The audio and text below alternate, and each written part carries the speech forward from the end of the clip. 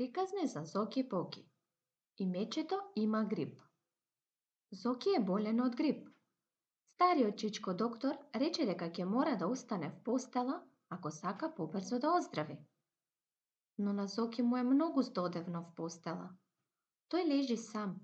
Мајка му е на работа, татко му е на работа, а баба му го готви ручекот во кујната.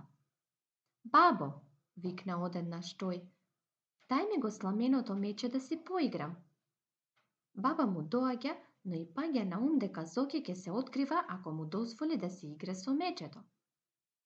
Мечето, се чуди таа, па нели ти е жал за него, Зоки? Ако е до тебе, и тоа ќе се разболи од грип. Мисли, Зоки, мисли и нема што да каже. Баба му пак си оди во кујната и нему му е уште потешко вака сам.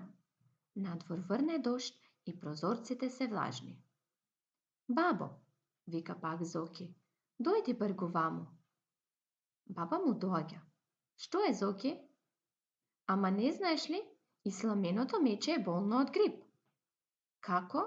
Се чуди баба му и поаѓа кон мечето што седи жално и сврлено во аголот. Ха! Кашла Зоки за нејзиниот грб, претворајќи го гласот, и вели. Слушаш ли? Мечето кашла, настинато е. Па што да правиме, Зоки? Вистински се чуди баба му. Донеси го кај мене в кревет, да се стопли, бабо, така заедно ќе оздравиме. Добро, вели баба му, но ќе треба и од лекот заедно да пиете. За мечето знам дека ќе пие, тоа сака да оздрави. Но ти ќе пиеш ли? Зоки размислува. Инаку не ти го давам. Ќе пием, вели Зоки и ги подава рацете кон сламеното мече.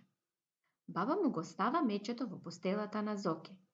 Но, да знаеш, нема да се откривате, зашто мечето тогаш повеќе ќе настине и јас ќе ти го земам. Така сега Зоки и неговото сламено мече лежат мирно во постелата, покриени дури до устата. Зоки само тивко му зборува на мечето и го трга за нозете под јорганот, а бабата спокојно си работи во кујната.